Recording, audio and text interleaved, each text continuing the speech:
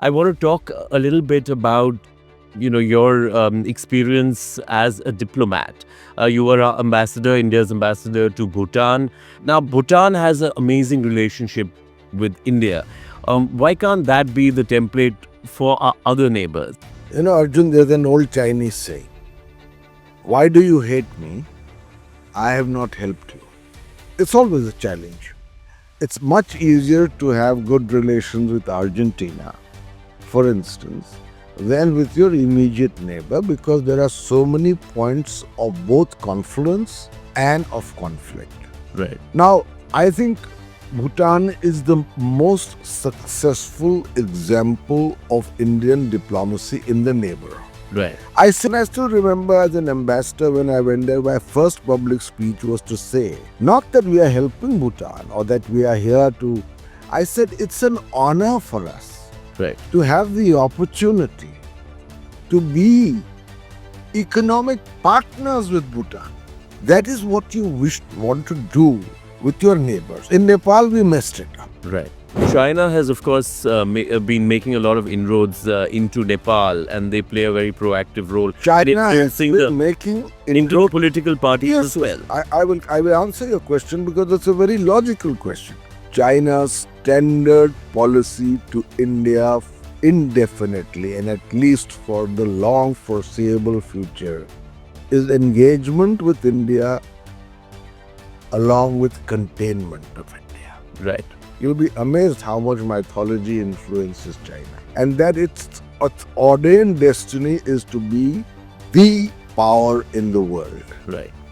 Our response to China on the border has to be what it appears the current government is doing much better than earlier governments, is to strengthen our defense infrastructure and border infrastructure. So you have to use force by force. You have to use So force. you can't take a step back. We have been too docile to China. How do you see India-Bangladesh relations going forward in 2025? I think that the best way for us to respond is not to respond. Right. You must allow things in Bangladesh to settle down. Right. Bangladesh of 2025 is not the Bangladesh that was liberated in 1971. We made a mistake. As a diplomat, I want to say that. We put all our eggs Right. in Sheikh Hasina's basket. But why did you resign from the IFS, and then why did you join politics? No, I resigned because I felt I could contribute more Right. in public life. Right. Politics or public life gives you a bigger canvas, a bigger stage to be able to make known what you believe is right. Right. So why a regional party? In fact, that's a question asked to me by the BJP and the Congress also. Okay. So, I think one of the reasons for that was that Nitish Kumar at that time, and let me reiterate again, at that You're time, underlining at that time. appeared to me to be a leader whom I could give my respect to. So Devilal used to say, कुत्ता अगर काट ले तो 14 सुई लगवा लो, ठीक हो जाओगे. कुर्सी अगर काट ले तो कोई इलाज नहीं. And from what I know, Sonia Gandhi reached out to Prashant, with whom they had worked earlier in the UP election. Right. And Prashant gave a 570 slide presentation. He had done a lot of work on restructuring and reinventing the Congress party, grassroots upwards. So they were a team of 11, 12 people Right. who were frankly swept off their feet by the sheer comprehensiveness and detail of that roadmap to reinvent the Congress. Prashant, in fact, they wanted him to join the party immediately and do so. Prashant only asked for one thing. He said, I will be part of a 4-member committee. I will do anything I do will have the approval of the Congress president. Right. Right. Apparently, Rahul Gandhi said he was in agreement, he was on board, he wanted the changes that had been recommended. He said that no the system must remain the same, that what is proposed, once approved, must go through the organization secretary of the Congress, Mr. K.C. Venugopal. Right.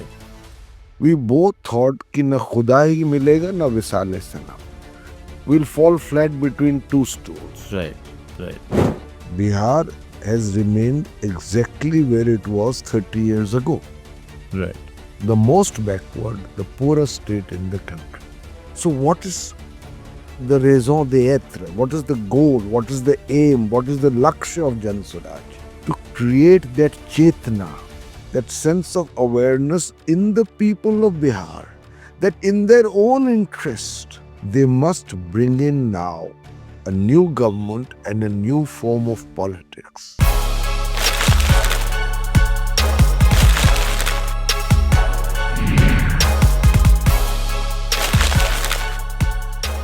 Welcome to Arjun Bhagat Decodes, and today we have Pavan Varma with us. He's, of course, a writer, a diplomat, and a politician. Thank you so much, sir, for having me and my team in your wonderful house, and what beautiful art you have. Thank you very much. I want to, you have such a diversity of interests, and you've achieved so much. But I want to talk a little bit about, your experience as a diplomat. You were our ambassador, India's ambassador to Bhutan. And that's the topic that I really want to discuss, our neighborhood, to begin with. Now, Bhutan has an amazing relationship with India. Why can't that be the template for our other neighbors, even Nepal or Sri Lanka? Of course, Pakistan and China are a different ballgame. But everything seems to be really complex when it comes to the other countries, especially now Bangladesh, Sri Lanka. Things keep going up and down. Arjun, there's an old Chinese saying, why do you hate me? I have not helped you.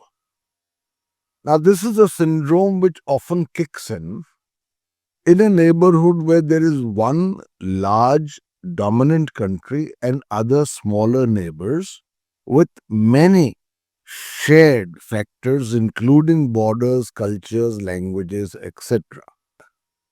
So it's always a challenge. And a violent history as well. And a violent history, but also overlapping cultural symmetries. Of course. So it's always a challenge.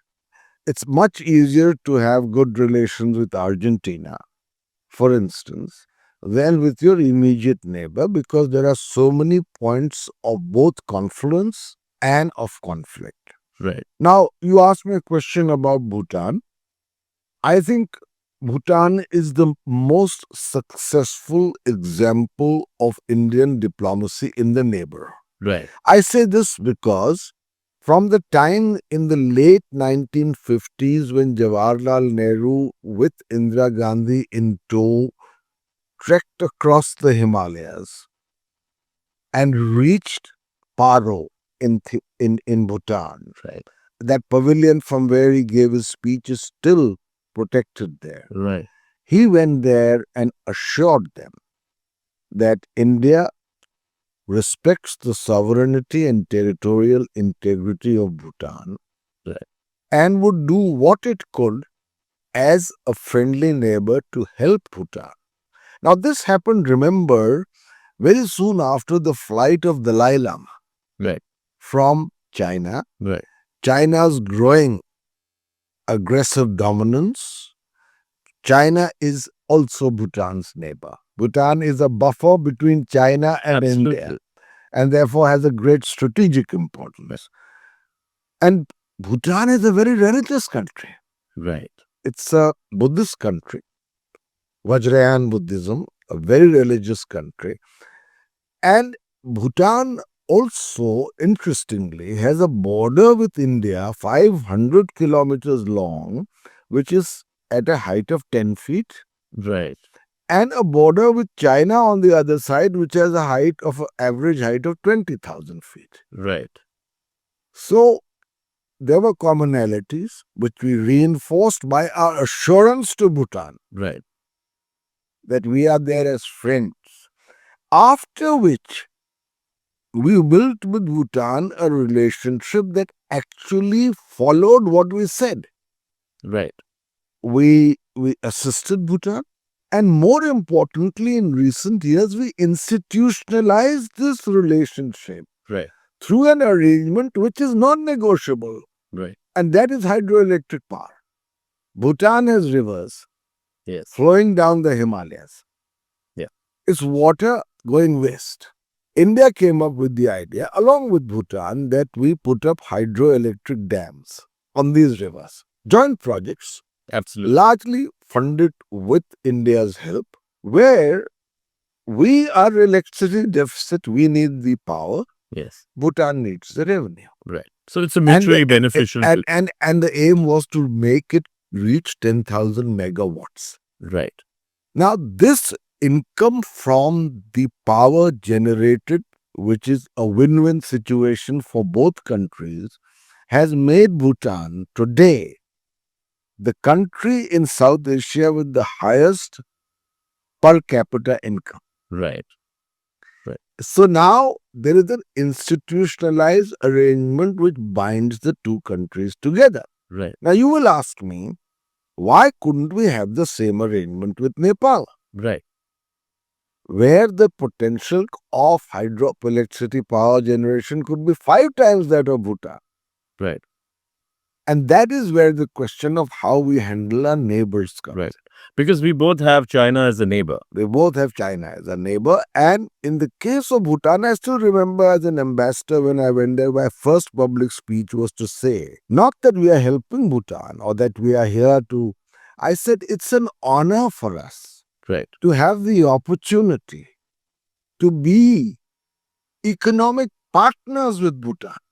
Now, I didn't realize that my speech, the video recording of it, was sent post haste to the Prime Minister of the country that this is what the new ambassador said. He has not said, we are here, we are there to help you, we are Which is what the traditional we narrative are is the always. big brother and we are here and you. No, I said it is an opportunity of honor for us. Right. Now that conveys a message. Right.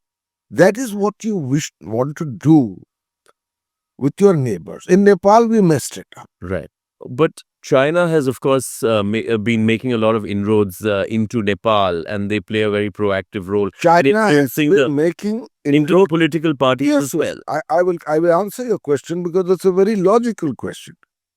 China will make inroads where opportunities exist. Right.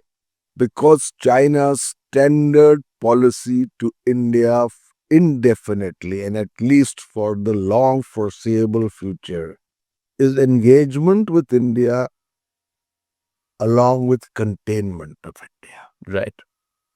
So explain that for us. Yeah. Containment of India means that China is the Middle Kingdom.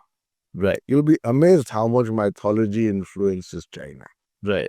And that its ordained destiny is to be the power in the world. Right.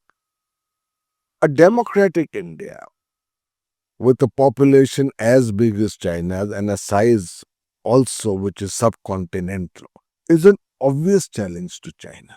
And so China will remain for a long time India's adversary, but with whom we have an engagement. Right. So China will seek to see that India's neighborhood is unstable in a manner adverse to India. Right. Therefore, it will So it's a geopolitical strategy to contain India, to make sure it doesn't become a huge threat to China. Yeah, no. It's a way of containing India. Right.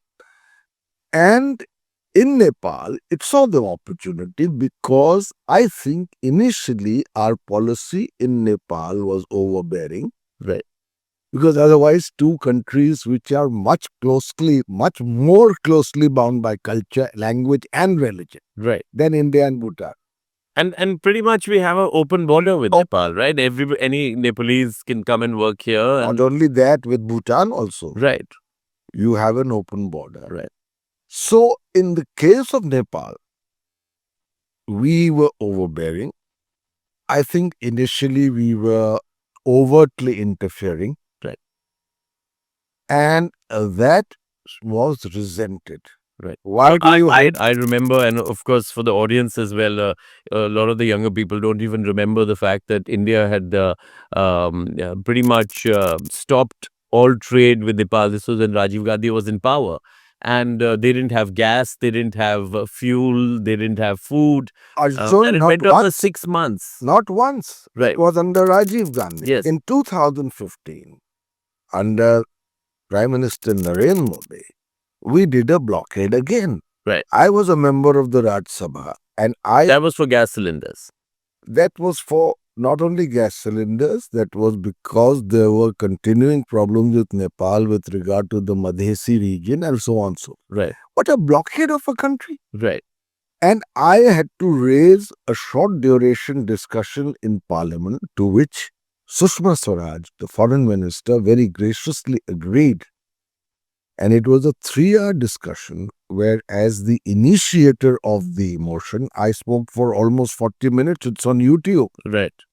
And what I didn't realize, and realized much later, was that the whole of Nepal, which matters, was watching that debate. Right. Where I was very critical of the government, Right. for the kind of step taken diplomatically and for the hardship it was causing to the Nepalese people. Right. Now, if you do this in winter months, Right. when Nepal gets most of its supplies from India, including fuel, you are saying literally to China, please come in. Right.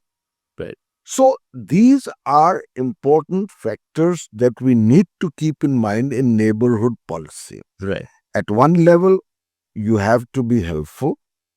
You are the larger power. At another level, you have to be extremely sensitive in respecting their sense of self-respect. Right. I mean, look at I all think these. self-respect is the key. Now you have Donald Trump saying that he wants to take over Canada, or it should become a part of. I don't know what sort of neighborhood policies he's following right now. But let's talk about Bangladesh a little bit. How do you see India-Bangladesh relations going forward in 2025? I think that the best way for us to respond is not to respond. Right. You must allow things in Bangladesh to settle down. Right. Bangladesh of 2025 is not the Bangladesh that was liberated in 1971. Right. At that time, there was a very strong pro-Pakistan lobby.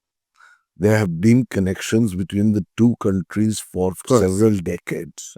And ultimately, that led to what happened to Sheikh Mujibur Rahman and his family.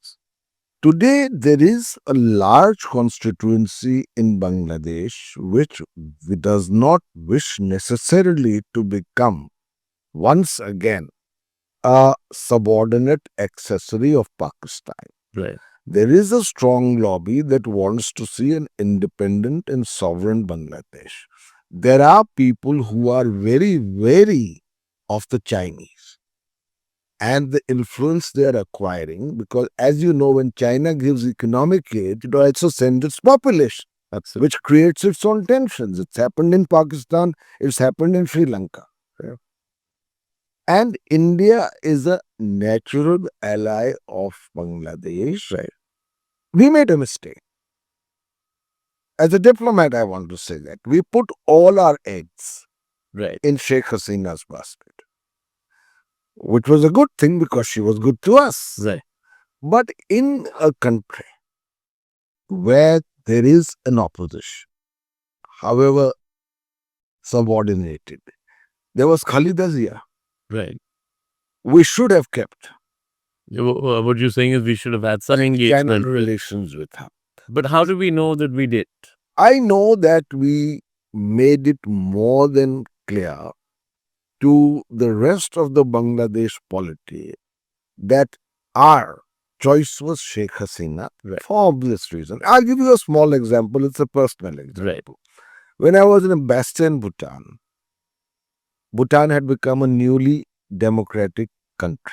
Right. It was otherwise a monarchy. And there was a parliament there of 47 members. At that time, the ruling party was led by the prime minister, who had the support of 45 of the 47 MPs. Right. The leader of opposition had only 2 MPs. But I invariably, at all my functions or banquets or state dinners at India House, invited the leader of the opposition. Right. To the extent that, and I'm saying this to you for the first time, at one point I was politely suggested to by the ruling party that is it essential to have him every time? And I said the leader of the opposition Right. in our system has the rank of a cabinet minister. Right. And in a democracy, we invite. And the leader of the opposition, who's currently the prime minister, Mr. Tobge Shering, used to actually cycle down to my office. Yeah. He was very good. He liked cycling. And I used to always say, Your Excellency, you are the Prime Minister in waiting. And he used to laugh at me and say, Excellency, stop pulling my leg.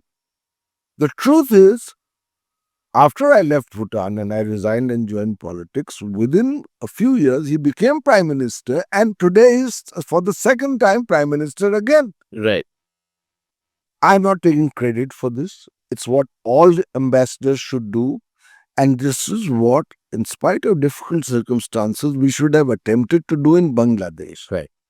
When we didn't do that, especially when we saw how unpopular Sheikh Hasina is becoming internally. Right. And the elections, pretty much the writing was on the wall when the results came in, and there were accusations of mass scale rigging of the elections at that point of time. Well, hindsight is 2020. Right. Perhaps our options were more limited, but I think with our neighbors, in a more discreet manner, we should have channels open to all political parties. Yeah.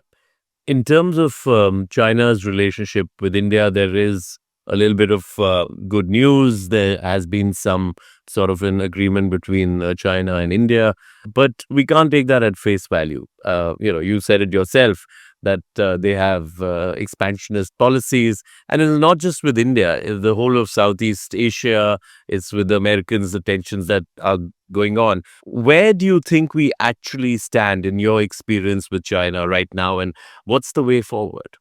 China will continue to provoke India while engaging with India. That's what I believe strongly. As far as the border situation with China, China has disputed borders now with only 2 countries. One is India and one is Bhutan. Right. Where it decides its boundary with Bhutan is of tremendous strategic importance to us. Right. You'll be surprised that even today Bhutan has no diplomatic relations with China. Right. Which is again one aspect of our success of our policy. But there's been some movement towards that, and that recently has been there throughout, because China would like nothing more than to get a toehold right in Bhutan. right, Because and they pretty Bhutan- much complete the circle around India. yeah, Bhutan overlooks part of Bhutan's territory overlooks the chicken's den. Right. And so it's very important strategically. China will continue its policies of encircling us. Our response to China on the border has to be what it appears the current government is doing much better than earlier governments, is to strengthen our defense infrastructure and border infrastructure. So that's something that me and my team has seen firsthand, because we've been doing some work and going to the border pretty frequently. At least we were till last year. So we are seeing that the infrastructure being strengthened, bridges being built. China understands that language. Right. Let me tell you. Right. So you have to use force by force. You have to use So force. you and can't take a step back. We have been too docile to China. So you're saying they're a bully. They are a bully. When they said that there will be staple visas for citizens of Arunachal Pradesh, Right. which they claim as their territory as Right. South Tibet. In my view, and I wrote about it, our response should have been to protest and to say now there will be staple visas for Chinese citizens of Tibetan origin. Right. That's the kind of language China understands. Right. But we didn't protest and we didn't do anything about it. When was this? I mean, I'm sorry. This was during Dr. Manmohan Singh's term when China said that there would be stapled visas for visa applications by Indians living in Arunachal Pradesh. Right. This is crazy. Absolutely. And our response should have been equally aggressive. Right. Because China understands that language. Now, on the border, we have greatly strengthened the presence, first and foremost, of our armed forces, the accessibility of air power to back it up. Right. We've improved our defense infrastructure in terms of mobility. Right. And China, therefore, understands that it will not be a costless exercise to foment provocation. Right. There will be casualties to deal with. So that's the military part. Would you say that Foreign Minister Jaishankar's approach towards China and the present government's Prime Minister Modi has been quite patient and pragmatic? I would say by and large, but I would say initially naive. Right. So naive because they didn't kind of look at it from a holistic picture? Or? No, I think that when Prime Minister Modi was having a nice swing on a jhula at the Sabarmati, it's a good thing. Yeah. But that was I very suppose, early days. Wouldn't leaders should sway together. Right. However, at the same time, there was a major border incursion into India Right. from China. Very, very soon after that. No, during the visit. Right. So you have to understand China and realize that red carpets and protocols and hugs and jappis don't work with China. Right. Right. So, I mean, we had Pandit Jawaharlal Nehru also saying, he was all for China. And then, of course, he was. Jawaharlal Nehru made major mistakes, but Right. I can forgive him. Right.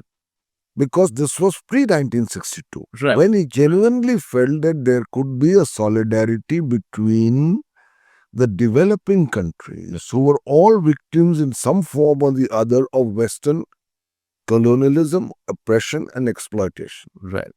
And that China and India would be the flag bearers of that solidarity, the Bandung Conference. Right. He made mistakes. Yeah. He too was naive in some respects. But for later regimes not to understand the true character. Because we had the history of China and India before us. So that's what. Indeed. Yeah. Okay. So we can talk about India's neighbors for forever. But I do want to ask you about Donald Trump and India's relationship with the USA. Where do we stand right now? Of course, it's very early days. When you compare India with some other parts, even with Europe, in fact, it seems that India is in a much more comfortable position rather than, say, some countries in Europe or China. There still seems to be this uneasiness that, will he impose tariffs over India? What kind of a relationship will we have? How do you view that? Trump revels in creating that uneasiness in his partners and opponents. Right. All of NATO is uneasy. Yeah. Yeah.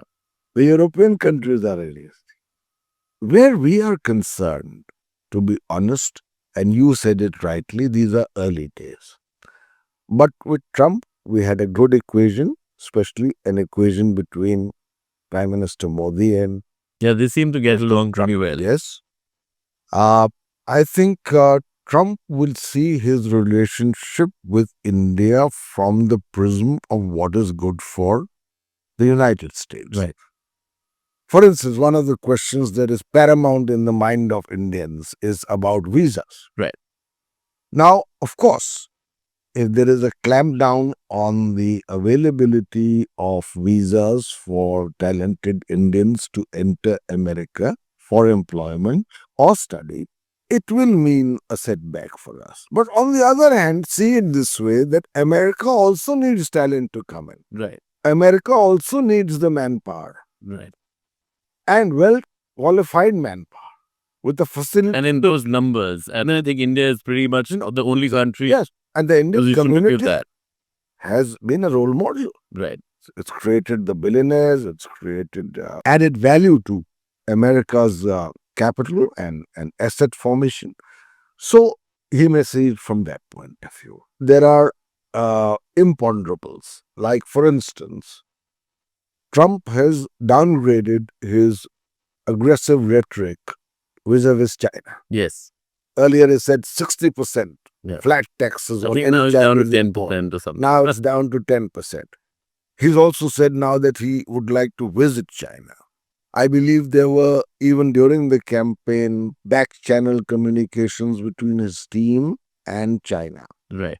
Now, whether in his attempt to co-opt or to have, let us say, a mutually beneficial relationship with China, India's interests suffer, we have to see. Right. Our interests lie primarily in the area of high-level technology Yes. and trade. India, the United States is our major trading partner, and we need some of the technology, and of course, with that, the defense support that America can offer. My view is that even though it's early days, I think there is enough space for building a working relationship with Trump, which may not be to our disadvantage. Right. So let's move towards national politics from international affairs. You've been pretty critical of Narendra Modi government and the BJP as far as national politics is concerned. It seems that, of course, internationally, India's diplomacy, your tribe, if I can say that, is doing a pretty good job in the last 4 or 5 years. But why did you resign from the IFS, and then why did you join politics? No, I resigned because I felt I could contribute more Right. in public life. Right. Politics or public life gives you a bigger canvas, a bigger stage to be able to make known what you believe is right. Right. I felt a trifle constrained as a bureaucrat. And so I resigned and I joined at that time Mr. Nitish Kumar. So that's my other question to you. Why a regional party and why not a national party? Why didn't you join the Congress? Why didn't you join the BJP? Why a regional party? In fact, that's a question asked to me by the BJP and the Congress also. Okay. So, and I have friends in both course. parties at that time and even now. I think one of the reasons for that was that Nitish Kumar at that time, and let me reiterate again, at that You're time, underlining at that time. appeared to me to be a leader whom I could give my respect to. He was scrupulously honest. He was an engineer, educated. He was respected for transforming Bihar Right. in his first term after the 15 years of jungle law in Bihar under Lalu Yadav. Right. He had won a second mandate, an even bigger mandate. And don't forget, at that time, BJP was a subsidiary party to the JDU. Of course. So, Well, in terms of numbers, so Nitish Kumar had honesty, administrative acumen, education, and a certain polished left of center background, which appealed to me. As importantly, I came from that region. right. Originally, many generations before, my family came from Sasaram, but our ancestral hometown in my own lifetime was Gazipur. Right. Is Gazipur. Now, Gazipur is across the Ganga from Bihar. Right. So when I first told him, when he asked me, Pavan ji, aap hai kahan se? So Nitish Kumar asked you Yeah. that question. So I said Gazipur. So he said to me, wo to Bihari hua na? So I said, nahi sir, UP hai. Then he took a paper napkin Right. lying on the table and took out his pen and he drew a map because of the Ganga which separates eastern UP with Bihar. He said the border earlier was this. The British made this curve, which is why Gazipur now is in eastern UP and not Bihar. But culturally, it's the same belt. I have a lot of my family married into Bihar, as I have my family married into eastern UP and west. So there was that affinity. He gave me a lot of respect. Again, it's a question that will surprise you. It's a response that may surprise you. But as an ambassador in Bhutan, I used to receive quote unquote VVIPs almost every day, cabinet ministers, etc., etc. But when Nitish Kumar, as Chief Minister of Bihar, made an official visit to Bhutan, I was at Paro Airport to receive him. Right. I didn't know him.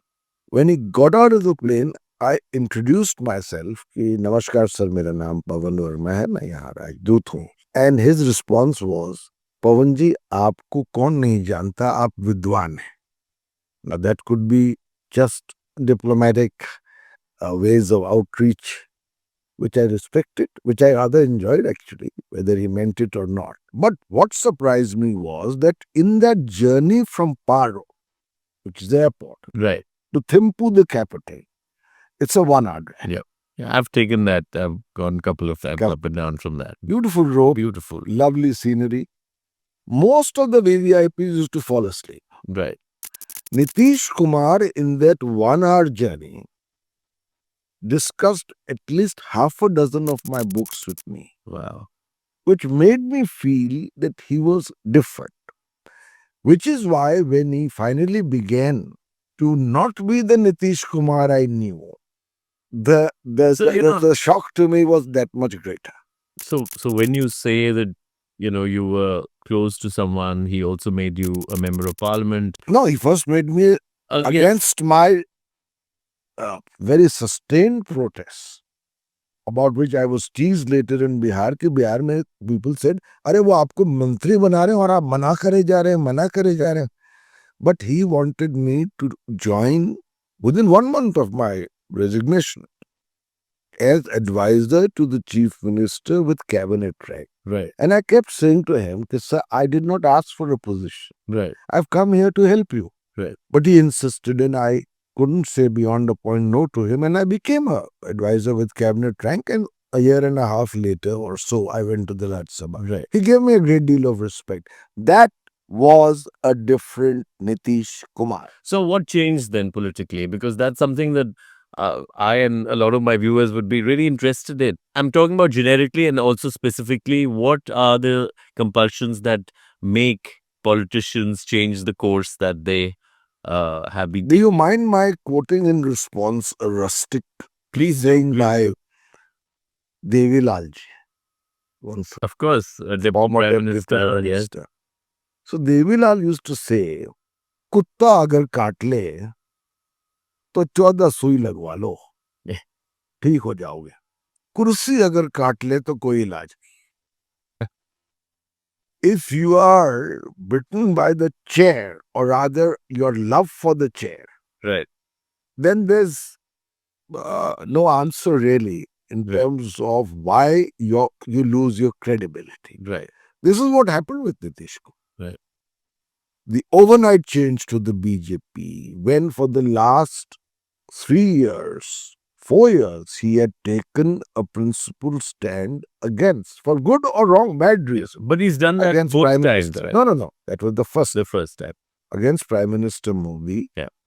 An overnight change to being with the BJP and the subsequent flip-flops that happened.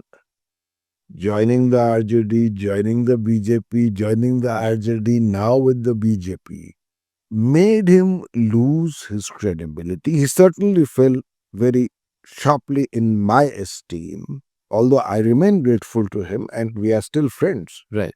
And at some point, it appeared that all of this is being done not in pursuit of an ideology to which he had been committed for most of his life in politics, but for merely remaining the chief minister. Right. And my break with Nitish Kumar came when he had joined the BJP and I was still with him. Right. But then there was the issue of the bill of the CAA. Right. You were vehemently opposed to that. I had my reservations about the CAA, but I was very much against the CAA hyphenated with the NRC. Right. Because I believed it would be discriminatory. Right. And also create a great deal of unnecessary instability. And I first spoke to him privately, and then sitting at a dhaba on my way from Bhopal to Sagar, where I was to speak on my new book, Adi Shankaracharya, at the university, I issued a tweet appealing to him, which went viral, and for the next 6 hours, I only gave interviews to television channels. But I did speak to him first, try to persuade him. Finally, the break was that Prashant, Kishor, and I were expelled by the same letter on the I same. think he must be cursing himself for taking on a Vidwan, as he said himself. I think. No, Yeah. it was. See, the thing about politics is the level has fallen so low. Nothing personal. Right. It was based on a matter of principle. Then why join the TMC? I'll tell you. I joined the TMC because at that time there was a genuine feeling that with the Congress in obvious decline and free fall, Right. I mean less than 50 seats in parliament, Right. there was a need to have another face, popular face, as a rallying point for the opposition. Mamta had just won against all odds Right. the 2019 Assembly also. the assembly elections, I mean, third term, Right. beating third term anti-incumbency, and with a even wider margin. Right. She was a lady. She was absolutely a grassroots politician. I mean, if you go to her home, by the way, Right. in Calcutta or Kolkata, you may have to ask somebody the way. She lives in a little gully in her own home. She doesn't live in a chief ministerial residence. And she appealed to join her because the idea was to make TMC, if possible, into a national party. Right. With her as dynamic face. And more or less, when I met her as a courtesy call, she had decided that I will join her. And she announced it to the media, and I did join her. Yeah. And then within days, she made me the vice president of the TMC. I have great respect for her. But I think in due course, I felt, and I think so did Prashant Kishor, that while she's an extremely popular leader in West Bengal, her appeal outside West Bengal is limited. Right. And that she's too embroiled in West Bengal politics to be able to find the time to play a larger national role, in which case my continued presence in the TMC was not for the purposes for which I had joined it and for which she wanted me to join it. And so very amicably, at the right time, I resigned from the TMC. So that is a problem with a lot of the regional parties, right? Especially who are led by, major names and major personalities, that they're not able to extricate themselves and then move into the national sphere. Which should have been the strength of the Congress. Right. Because like the BJP, it is a pan-Indian party. Right. Problem is that the Congress has shrunk due to complete organizational neglect of its grassroots. Well, Mamata Banerjee was in the Congress, wasn't she? Yeah. So you've lost your major leadership. So when you have a situation where you have Party A, which is the BJP, which is a pan-Indian party, and you have a Party B, which is the Congress, which is also, in a sense, the only pan-Indian party, right? And the Party B has shrunk to the point where it is much weaker in key areas of India than the regional parties which are stronger. Right. Then that party must cut its ambitions down in order to become allies to the stronger regional party. Right. The problem of the Congress is that it believes that what it was in the past, it is still the same today, or could become what it was in the past by fighting the regional parties who are its alliance partners who are much stronger. Right. To my mind, this defies logic. So you have a situation where Haryana, Yes. last year was lost. Right. Largely because, of course, overconfidence and complacency, And but infighting. also because AAP and Congress were fighting each other. Right. And you have the spectacle now in Delhi Right. where AAP and the Congress are more at each other's throats than the BJP. Yeah, I think the BJP is just having fun on the side. But then, There is no other party right. in power in recent memory which has been luckier in the lack of quality of its opposition. And That BJP. Yeah. I think that's one of the reasons why I think the BJP, even if you talk to BJP leaders and, so they love the leadership of the Congress. they can't believe how lucky they are. Yeah. Yeah, that's true. I mean, most of the leaders in any case left. The BJP didn't have to do very much with that. But you talked about Prashant Kishor, and is that when he was working with Mamta? Was that the time that you came into contact? No. Actually, Prashant Kishore and I first met in 2014. Right, He was living in Narendra Modi's house. right. This was in Gandhi. In the lead up to the 2014 elections. Right. He was the chief strategist for it. Absolutely, yeah. And at that time, as you know, Nitish Kumar, with whom I was staunchly opposing Narendra Modi. Right. And this is Prashant Kishore actually, that after Narendra Modi wins with an absolute majority against impossible odds, through a campaign largely structured, engineered, and implemented by Prashant Kishore. Right. Prashant Kishore leaves Modi. Right. There are reasons for it. I think he is the best person to explain. Right. Right. Some months after that, I got a call from an unlisted number, which I don't often pick up. Again, whether it's chance or destiny, I did pick up this one. And the voice on the other side said, Namaskar Pavan ji, मैं प्रशांत किशोर बोल रहा हूँ. Now, what I knew was that Prashant Kishore was living in Narendra Modi's house. And Yeah. here I was, the chief spokesperson of Nitish Kumar attacking Modi. So first I wasn't sure whether I should continue the conversation. But then he said, I'd like to come and see you. I meet everybody. Of course. I said, fine. That's when we began. We go back to. We had several meetings. Finally, I invited Nitish Kumar home for dinner. Right. Called Prashant also. They met. We met. And the next thing, Prashant Kishore had moved from Narendra Modi's residence, where he was To Nitish's. to Nitish Kumar.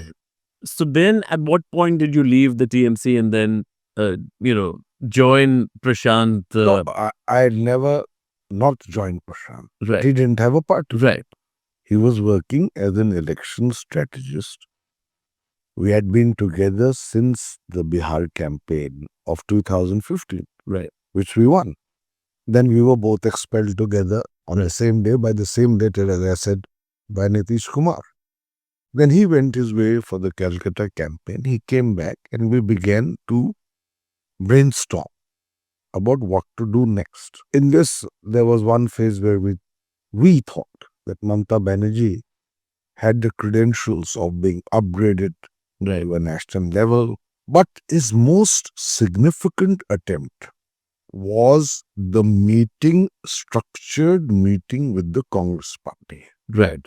You will recall it was in, I think, 2022. Right. This is when the Congress is talking about restructuring, After reorganization. it was after the West Bengal Assembly win. Right. And from what I know, Sonia Gandhi reached out to Prashant, with whom they had worked earlier in the UP election. Right.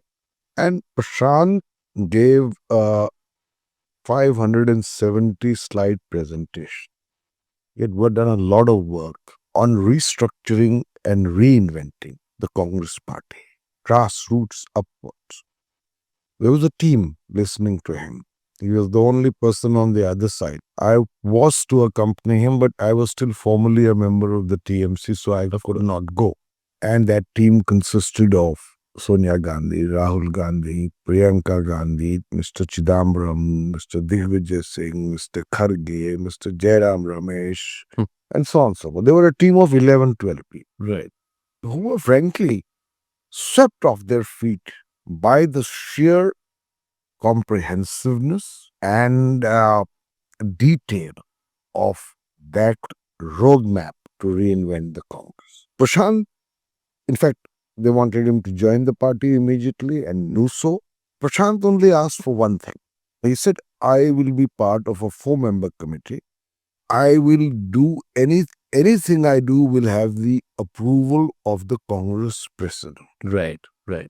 But after that, I do not want the implementation to get into any bureaucratic hooplas Right. because we don't have the time. From what I understand, So just putting into context, this was 2022, and he would have been working for the 2024 general election. correct. So Right. the time was short. And I think this was in the first half of 2022. But Rahul Gandhi, so I understand, and Prashant would be the best person to ask this question, but from what I know, apparently Rahul Gandhi said he was in agreement, he was on board, he wanted the changes that had been recommended. He said that no, the system must remain the same, that what is proposed, once approved, must go through the organization secretary of the Congress, Mr. K.C. Venugopal. Right. At that point, I still recall Prashant coming home here to discuss it with me, and we both felt that if what he has to do gets caught in the not unfamiliar red tape of the Congress party, Right. which is as bureaucratic as you can find any government. And he already had not the best experience in the UP campaign, where decisions were taken eternally long to be implemented or changed at the last minute. We both thought कि न खुदा ही मिलेगा न विसाले सना. We'll fall flat between two stools. Right. Right. At that point came up the idea, which he had been certainly toying with and which I reinforced, that he is 45 years old Right. or 46. He comes from Bihar, from a middle class, lower middle class family. Bihar needs change. Right.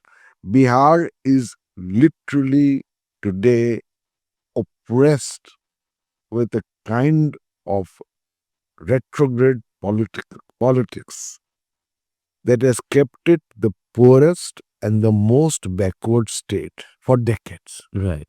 Bihar needs change. And so Prashant decided to do the Padyatra starting from. And that was pretty extensive. I think he worked. I don't think day- in recent political times Right. there has been a Padyatra where a person has lived continuously for 2 years in the village in tents, walked 15 to 18 kilometers a day, lived in those tents during winter, summer, and the monsoons, Right. sworn not to sit in a car or a motorcycle, Right. and reach out to so many. So for 2 years, he did the Padyatra from 2nd October 2022 to 2nd October 2024 when we formed the. Right. And you Yeah, were so- one of the founder members of. Founder. Well, you were one of the main people who worked with Prashant Kishor to give it Prashant- a reality and a. Prashant did all the heavy lifting because he did the Padyatra. Right. But we formed a party. Since then, we hope now to bring an alternative system of politics Right. to Bihar, to change Bihar. Right. In 30 years of Nitish Lalu, Bihar has remained exactly where it was 30 years ago. Right. The most backward, the poorest state in the country. And you have three parties, the BJP, the RJD, and the JD, who managed to remain in power on the basis of using people as cannon fodder on the criteria of caste and religion Right. without addressing the real needs. So, what is the raison d'etre? What is the goal? What is the aim? What is the lakshya of Jan Swaraj? Jan Swaraj, people's good governance, is to create that chetna, that sense of awareness in the people of Bihar, that in their own interest, in the interests of their children, they must bring in now a new government and a new form of politics. But of course, in some ways, the elections came pretty, the by-elections I'm talking about that took place. Prashant Kishore and Jan Swaraj didn't get the kind of response that he was hoping for. We were not expecting it. Okay. These were 4 bypolls held just after we had formed Right. a political Yeah. party So run-up was very short. in areas where he had not done his Padyatra or yet set up a party system. Right. But having become a political party, we fought, and having done so with literally 2 weeks' notice, we didn't do badly. We got 10% of the vote. JDU got 11%. Right. RJD got 19%. BJP got 21%. So for a party which had just been formed to get 10% of the vote, So you feel that's the and especially in an area where we had not yet set up shop, or he had done his Padyatra, we feel was a good beginning. Could have been better. Right. Could have been better. But the real battle now lies in the 10 months or 9 months we have to the assembly. Right. Right. So, some parallels are drawn between Arvind Kejriwal and Prashant Kishore. And I mean, that's natural because if you look at the newer parties that have been formed, one was, of course, AAP, came out of the Anna Hazare movement, and now you have Prashant Kishore. Do you see those parallels that other people try to draw At the, between the two? at the, As individuals, I'm talking about. at the superficial level, at one level, there is a parallel because these are two new political forces Right. that have emerged, two charismatic leaders. Right. There are differences also. Prashant invested much more in first reaching out to the people and creating a party apparatus. Right. He did not spread himself thin by having national ambitions which were frankly unrealistic. His focus is very clear, change in Bihar. Right. And I think that he has stuck to his original ideology. He did not say, I won't join politics. Right. He said, first, let me gauge the mood of the people. Right. Do they want to see political change in Bihar? He never said, I will not join politics and then join politics. Which Right. one mistake Arvind did. Yeah. So he has been more consistent. He has the capacity, I know personally, of working 18 hours a day effortlessly. He is exceptionally well organized. And he also has some level of absolute ideological clarity about what his aim is. Right. So define that for me. To change Bihar. What about, I guess one needs to interview him to really understand, because whenever I've seen some of his interviews, he comes across as very combative. And actually, that's another parallel that I like to draw between him and Arvind Kejriwal is that they're both combative and they're both, full of their own opinions. I think that the kind of strategic success in electioneering that Prashant achieved, Right. sometimes does give the impression that he knows it all. Right. It's something I have counseled him about. Yeah. I have told him that... No, he comes across as very defensive. I mean, I'm talking about from a media perspective. No, of course. And it is something that he needs, it's work in progress. Right, of course. Yeah. But I don't ascribe dismissalness. I don't ascribe malice to it. Right. It's just that he has... It's an evolution. It's an evolution. And he has invested so much time and hard work. Yeah. When he walks in summer in the heat of Bihar, he has to change his kurta 4-5 times in the day because it is so drenched with sweat. Yeah. In the monsoons in North Bihar, you have to literally wade through. Right. In the winter, it can become bitterly cold to sleep in a tent. So sometimes all of this gives a person a sense that, And fair enough. I think, but he needs to work on that. He needs to improve on that. yeah. Ambassador Varma, you managed to do so many things. You've written 24 books. You've been a diplomat. You're a politician. How do you put all this in 24 hours?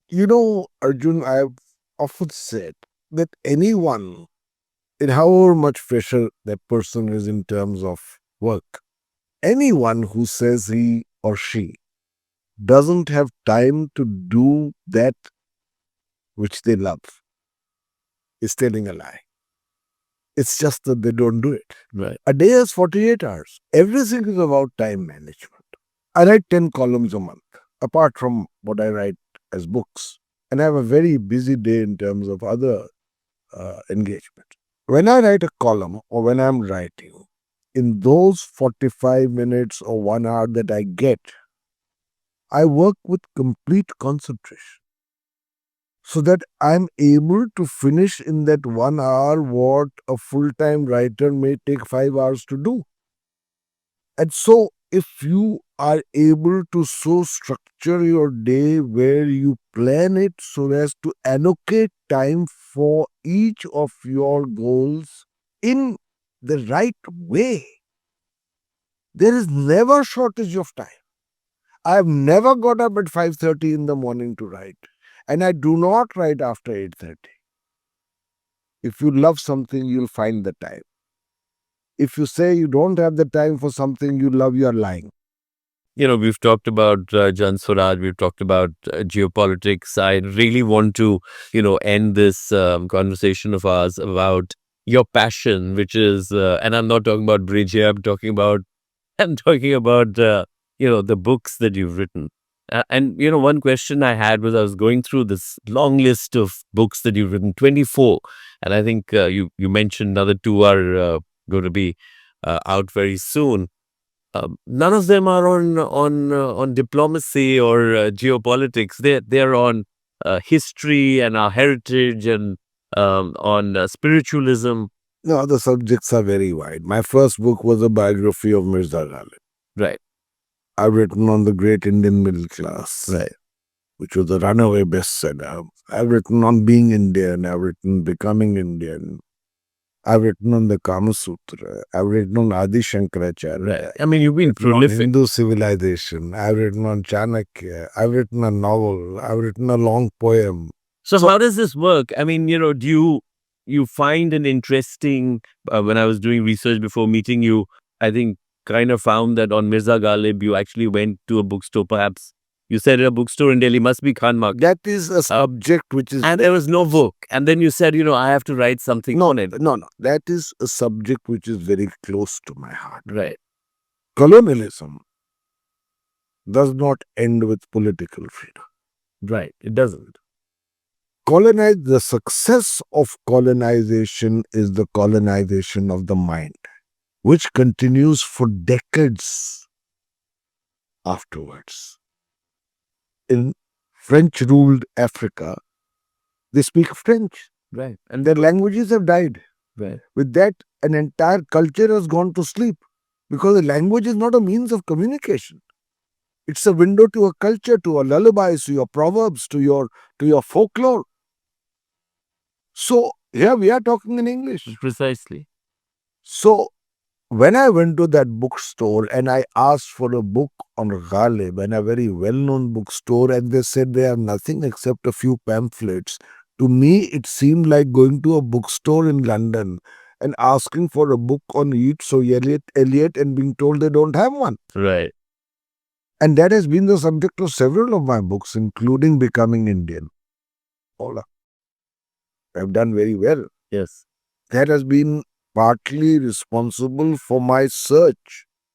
My act of penance Hadn't been to St. Columbus, St. Xavier, St. Stephen's. Right. An act of penance to come back to my own cultural roots with authenticity. Right. I've written a book on the Ramcharitmanas. Yes. And Adi Shankaracharya as well. It is essential. Right. It is essential, and it's been a part of my journey. But the subjects appear to be very varied. You have a amazing relationship and a friendship with Gulzar Sahib. I've had the opportunity of interviewing him once, long, long back. What kind of a person is he? Actually, Arjun is a most amazing person. One of the finest human beings I've met. Exceptionally humble for the genius he is, for the popularity he enjoys.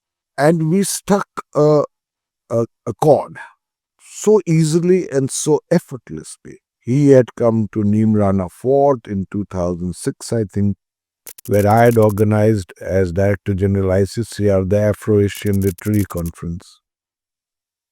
And then the question of my translation of his poems came. That was a big success, selected poems.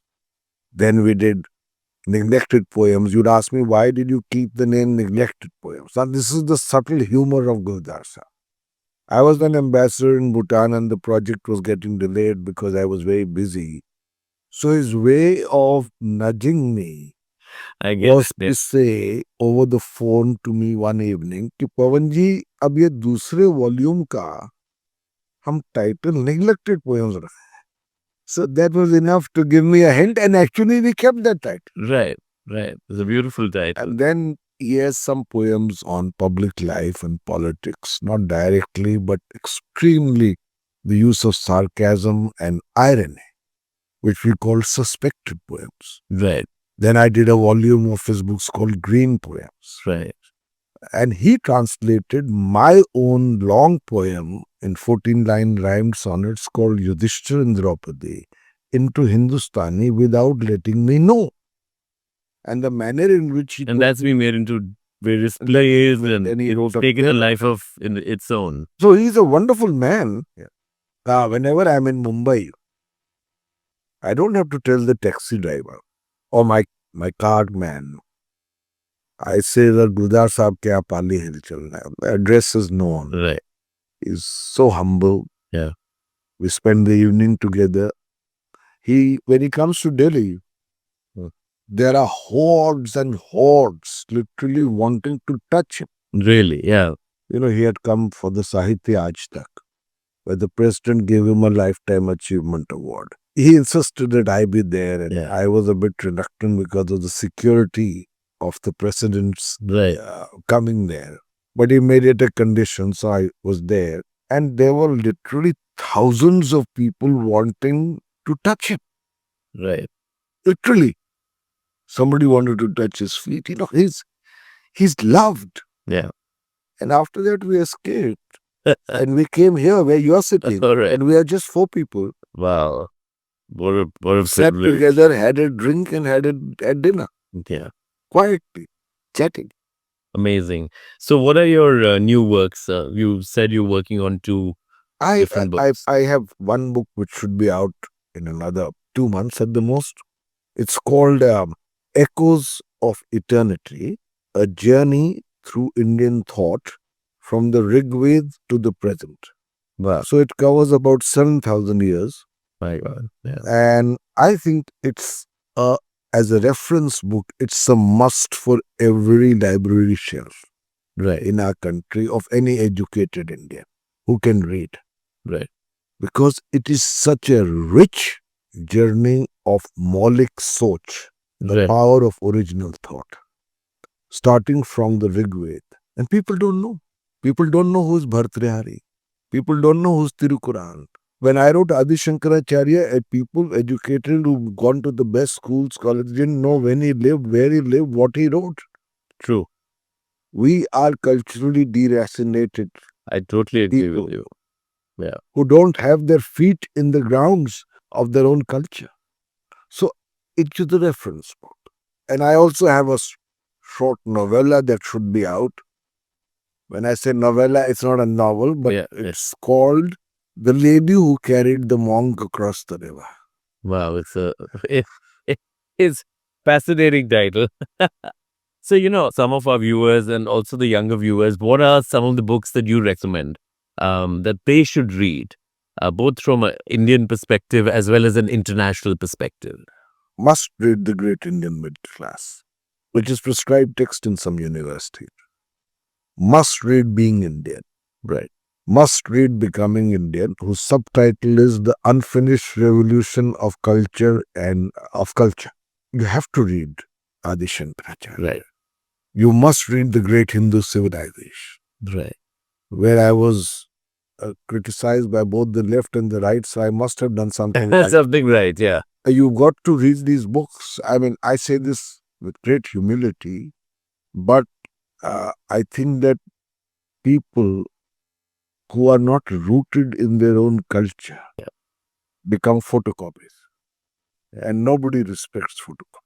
On that note, I want to thank you so much for what has been a wonderful interview. Thank you, sir, for me. Thank you so much, sir. So much. Thank you for joining me on Arjun Bhagat Decodes with this wonderful interview of Ambassador Pavan Varma.